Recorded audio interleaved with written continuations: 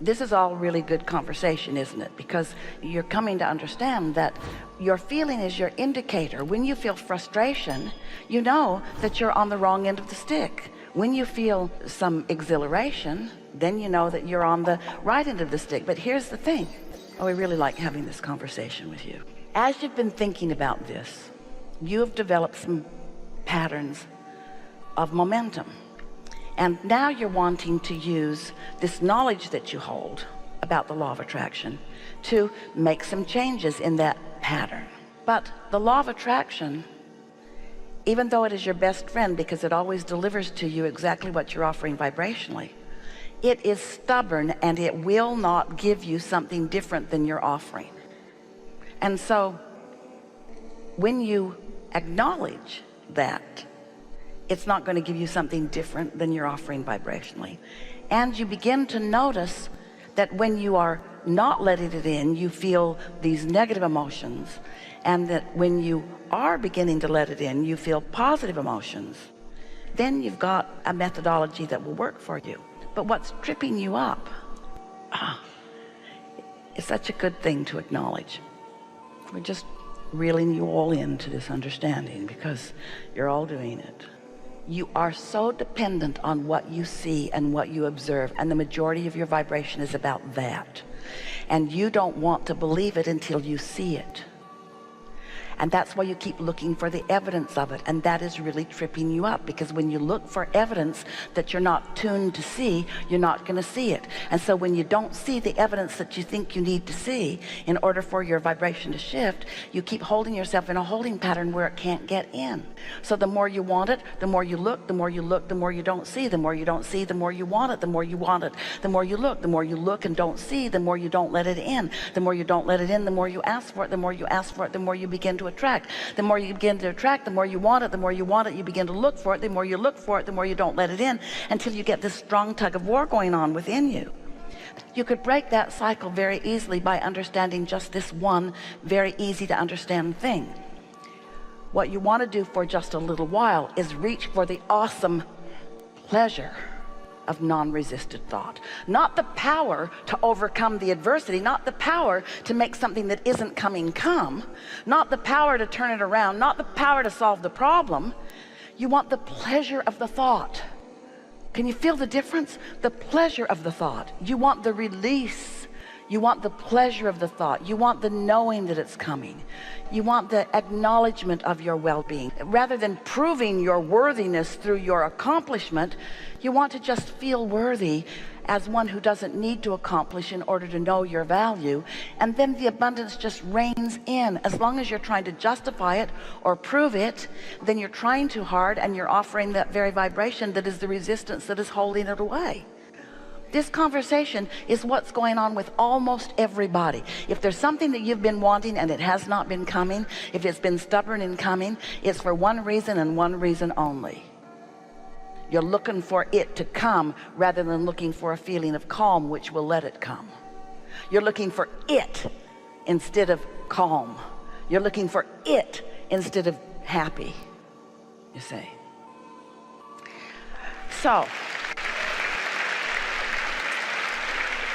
here are some ways around that. So picture a pile of sticks, and each stick represents something that you want. And so we'll call one prosperity or money, and we'll call one love and relationships, and we'll call one building your empire, and we'll call one the new vehicle. It doesn't matter. You've got lots of sticks and lots of labels on lots of sticks.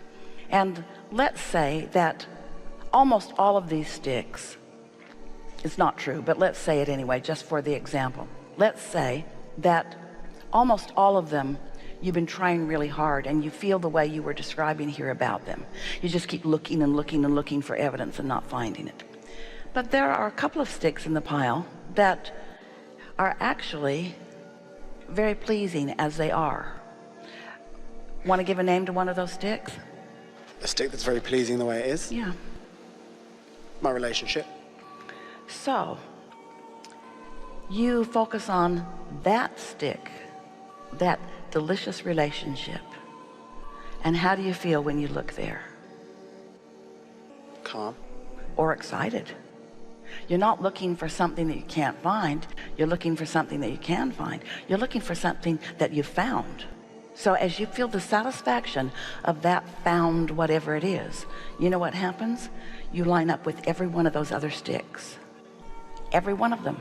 Every one of those other subjects is now affected by the one where the feeling is one of connection. That shifts things. Does that make sense to you? So what do you think it is? We're asking you, those of you who are a part of humandom, what do you think it is that makes you look into a pile of sticks for the most troubling one with a determination to fix it? What is that? What's on your mind about that? What are you trying to prove, and who are you trying to prove it to? What do you think that's about? Because it's not coming from your source. It's not coming from source.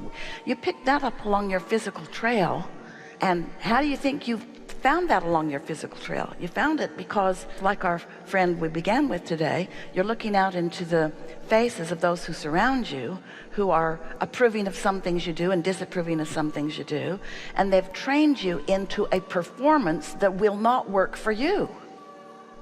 And so you have this sort of flawed premise on what makes things work, because sometimes when you perform in a way that makes someone else happy, it feels like you're making progress or there's some success. But if it's not in alignment with who you are and what you're asking for, then you're practicing a vibrational frequency, and law of attraction is going to sort of keep perpetuating it, because the more you look at it, the more it happens. Does that sort of make sense to you? That's why, as we begin visiting with you, we ask you, even though you're human and you're magnificent, and even though you are in these flesh, blood, and bone bodies, and even though you've come here with great purpose to be there, we ask you to look at life differently. We say to you, you are more than this body that you see. There's a non-physical part of you from which you came that still exists in non-physical, and still is your strongest point of attraction. You live in a vibrational universe, and you are a vibrational being. And how do you translate an understanding of your vibrational beingness? Through your emotions. And what are your emotions telling you? They are telling you the relationship between who you really are and who you are being in this moment.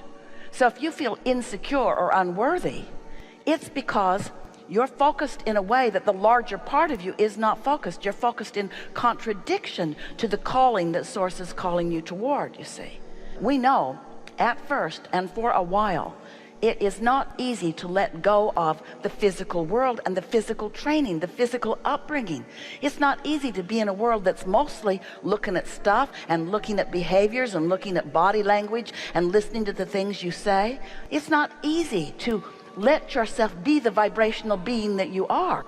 It's not easy to stop thinking hard and believing that hard work and hard thought and dog on a bone and not letting go of it and setting a goal and going hard for it. It's not easy for you to adjust your awareness to understand that that is a physical way of life, and a lot of people are doing it, and it is working to some extent for them, but it is not mastery of creation. It's not the creator you were born to be.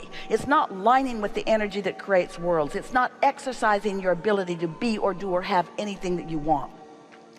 And because of who you are, and even who you were before you came into this physical body, and all that you've asked for since, there is a strong calling. There's a strong calling of your source energy, who has gathered all of the cooperative components. And don't you think that of all of the cooperative components in all of the universe, that you ought to be one of them?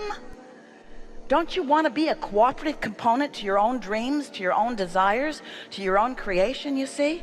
So you've got to start thinking differently. You've got to start feeling like the vibrational being that you are, not like the observant being that you've been being.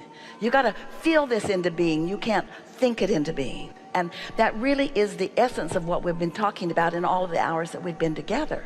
We want you to understand that you've thought the thought, and now the thought is being thought by other thinkers who are really good at thinking.